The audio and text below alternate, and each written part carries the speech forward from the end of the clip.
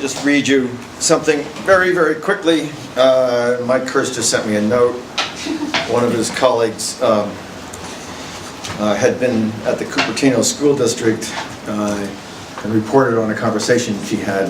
And the conversation was, well, this guy says to me, he says, what about this? So what about this Common Core?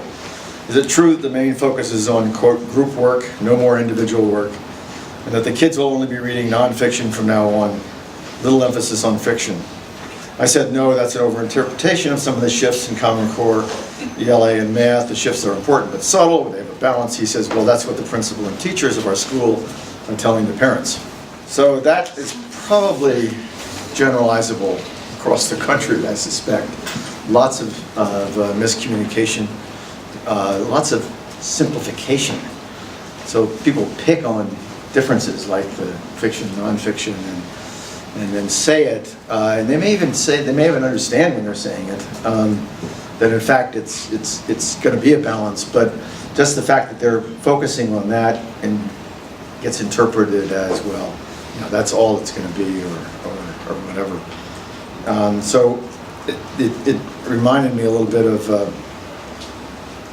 stories that Mike Cohen used to tell about the Goals 2000, about how there was an article in Montana newspapers about a woman who said she was just accosted by Goals 2000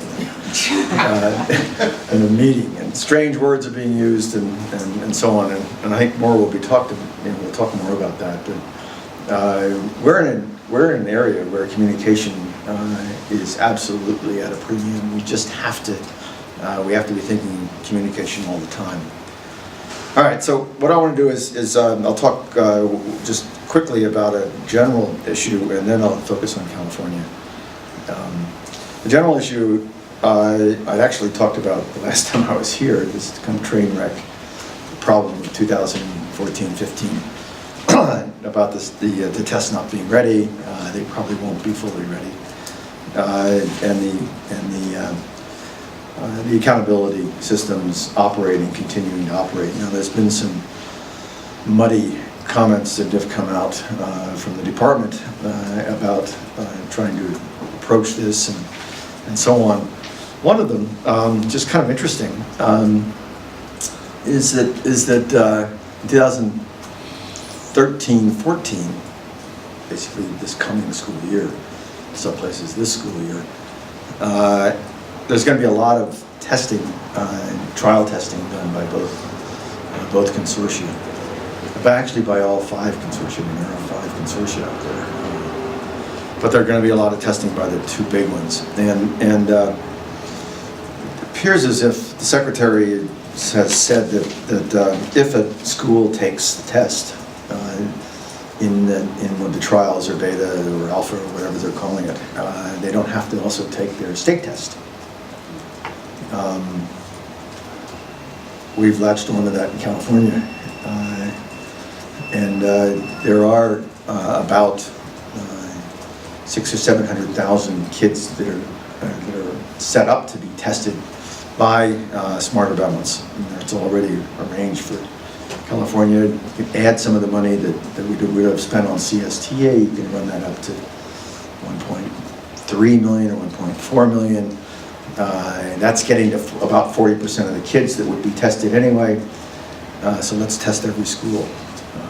Is the next step in this equation. If you test every school, then you don't have to use the CSTs, and you're not stuck in the accountability mire of every school failing. Because the school has to go through a whole process on these tests and get people ready and so on, and set it up, and teachers have to. It makes sense, I think, that if any kid in the school, and you have whole class, they're going to deal with whole classrooms anyway. We could do it with the amount of money that's going to actually be available. So we're exploring this as a possibility. The state can do anything they want to outside of the Title I requirements, which also raises the issue of whether or not 2014-2015, whether or not the Common Core, or whatever we're calling it, the college and career ready, is actually required, and of course it's not required. I mean, so a step for any state that feels really uncomfortable going to Common Core now would be to put it off for a year or 2. this runs into the problem of money for the two consortia. And there's actually apparently quite a bit of difference in the costing of the tests at this point. The Smarter Balance looks like it costs about $27 a student, 21 plus money for formative assessments. It looks like the other one only costs 13 or so without formative assessments. Is that right? No, 29. It's 29 with everything. I think part is 29, and they're not decoupling. They won't decouple. This is this piece that Pat Forgioni's group put out, and it's worth looking at. And it covers a lot about the two assessments, and also covers the other assessments, which seem to have gotten lost, particularly in California. All right, so let me turn to California. Just the first comment is that the two assessments that deal more with English language learners are not part of California's plans, and I plan to raise that issue with Kirst and see why, because a majority of our students are going to be Hispanic, and well over half of them are English language learners. So we should be really concerned about that. All right, so in California, just very quickly run through a few things. We have a governor who's spectacular right now. He's making up for his former 4 years as governor. He has set aside, and the legislature has approved, $1.25 billion for Common Core implementation. It's about $200 a kid. It has to be spent over the next year and a half. It's a lot of money. And people don't really know quite what to do with it. And unlike a lot of states at this point, and certainly the federal government, people do know what the budget is in California for next year. I mean, it is passed, and the only possibility is that it might get a little bit larger, because the revenues seem to be improving. So that's good. So the governor's there. Obviously, Kirst is there with the governor as the head of the state board, as he was in 25 years ago or 30 years ago. CDE talks a lot about this, but doesn't have the resources, the capacity, internal capacity, really, and refuses to try to squeeze for money. And the squeeze could be easy. You send out to districts and so on a little notice, a little regulatory notice that says, gosh, you can use your Title II money for this. That's for professional development. You could use it for Common Core. You could use your Title I money for this. You could use all your Title I money. If you wanted to teacher train all the teachers of Title I kids, you could train them, and you can go right up to titles. I mean, in almost every title, there is a way of framing it so that a real focus on implementing the Common Core would fall under its regulations, and certainly under the law itself. So there is more money out there, I think, for lots of states than anybody knows, anybody realizes. And the problem, of course, is that they've already locked themselves in many cases to what they're going to expend that money on, the Title I money and others. But they need to start rethinking that, and I think in many cases. All right, so you have a CDE that's a little bit weak, good intentions, doing a lot of planning, and not much of anything else. It's going to hold a meeting of foundations in about a month and a half, 2 months. And the foundations are being brought together because they're going to help in the implementation somehow. But that just shows that the problems. This is October. Everything is going to be a total go. 12 months from then, they're beginning to bring in foundations who might want to spend a little bit of money on implementation. So it's too bad in Sacramento that we don't have a stronger mechanism. We do have a bunch of networks, and the networks are standing up on this. The one that most of you know about is the Core Network, which carries about 1.5 million kids now. It's made up of 9, 10 of the largest school districts in the state, and they are working really clearly hard and working together on a variety of different parts of the Common Core, ways of thinking about how to structure the professional development, examples of things that look pretty good, and so on. They're sharing them among their members, meeting on a quite regular basis, meeting both as the Common Core, and they meet also with Jennifer O'Day's collaborative, which is has a couple of other members who aren't in the Common Core right now. But and it's not the Common Core, sorry, the Core, we're not in Core now. Sorry, we confused that, right? So Core is a group of districts. So there's also districts that Kenji is shepherding in Northern California and some of the Central Valley. A lot of them are small, but they're working on it. There are collaborations between big districts and surrounding small districts. Long Beach is an extraordinary example. Again, somebody should be studying Long Beach just to see what's happening. Chris has pulled Chris Steinhauser, whatever his last name is, Steinhauser, the superintendent there, has pulled together about 10 or 15 small districts from the surrounding area to begin to focus on strategies for implementation, and so using the capacity that Long Beach has in its central office and its connections and knowledge about it. He's also spreading this out to a lot of these small districts that don't have this capacity. So you have this kind of network work beginning to spring up, and a lot of us think that this is the only way it's going to work in California to make it work well. And so we're trying to figure out ways of seeding networks and thinking about it. Just as on an aside, all the education groups seem to be on board. There's no urgency about this. There's no sense of that you got to get things done quickly, and so they're planning for things in the spring. If they're in their convention, or to have somebody stand up and talk about it, and so on. And it's that sort of reaction to it that isn't a reaction that is one associated with the actual set of problems that you really need to solve. There's in about 11:30, 11:45, I have a phone call that I have to get on to, and it's with a small group of people that have come together to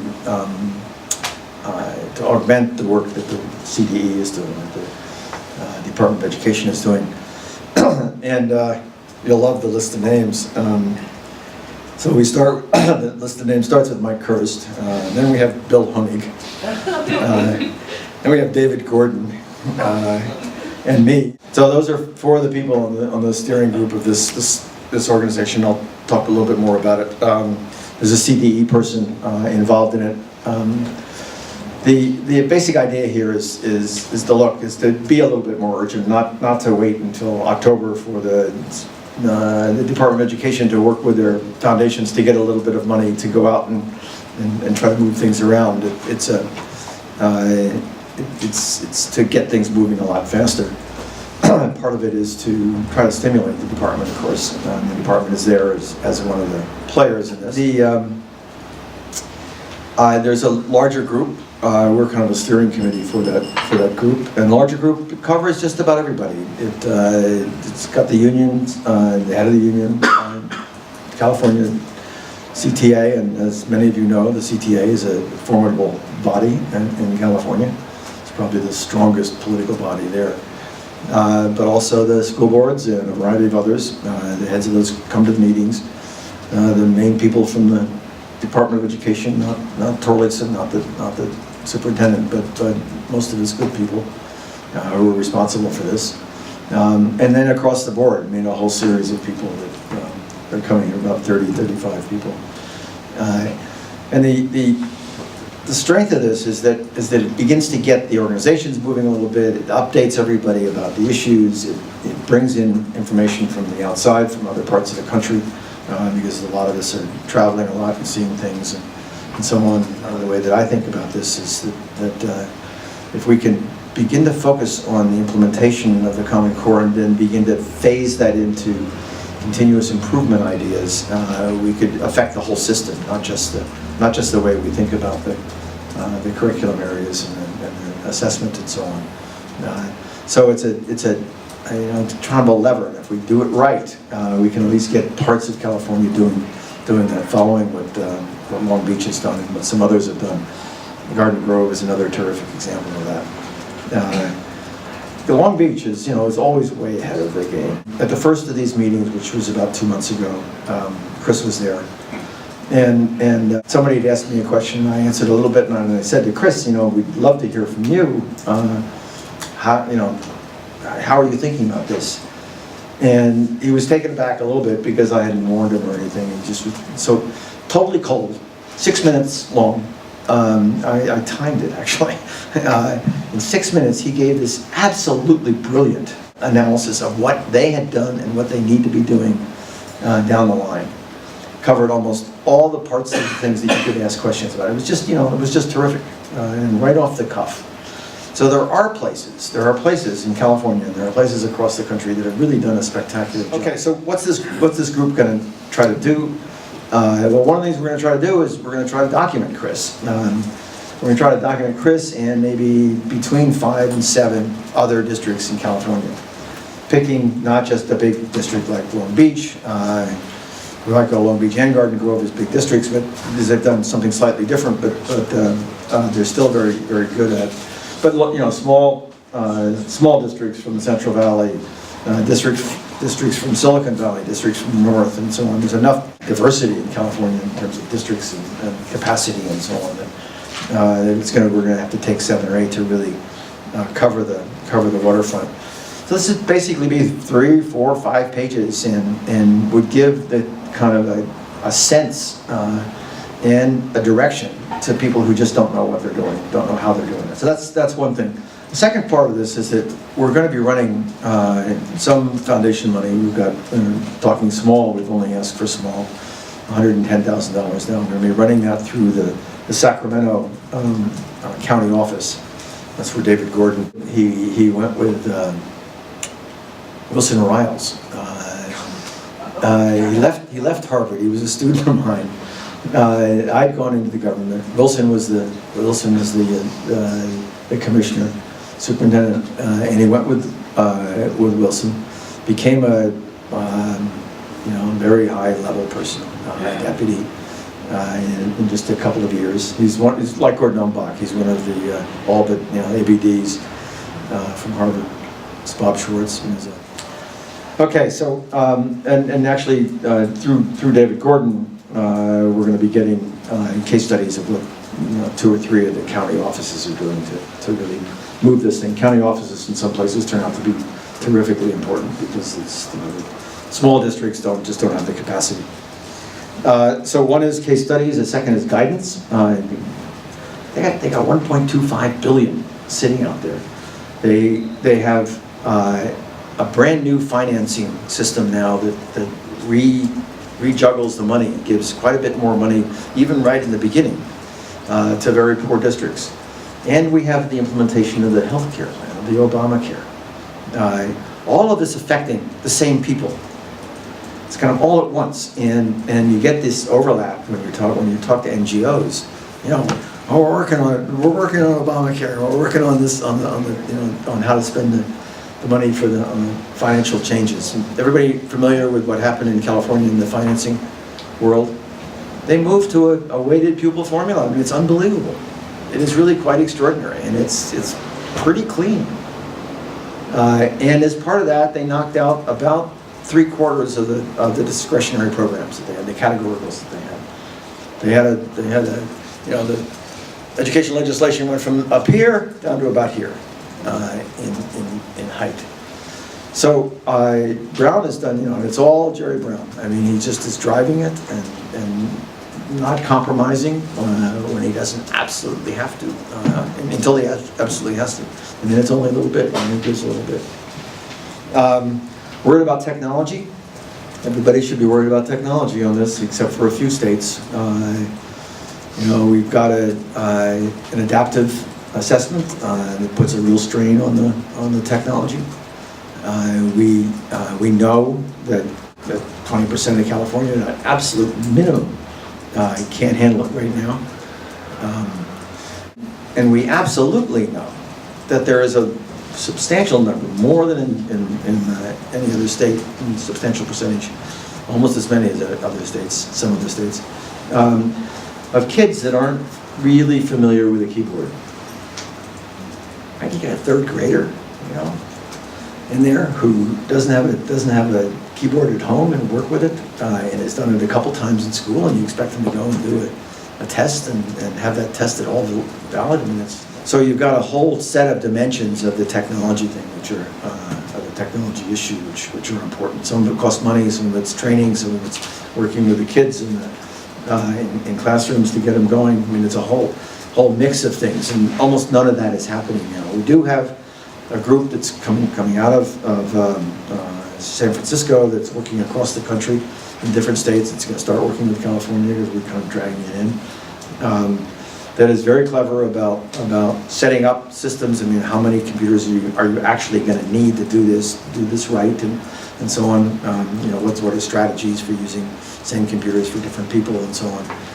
How much connectivity are you going to have, et cetera, and all of this, and how much training do they need? So we've got people involved in this, but it's going to take time. I mean, I know in Silicon Valley, we did a little survey in Silicon Valley, and you know, a whole bunch of schools just aren't ready.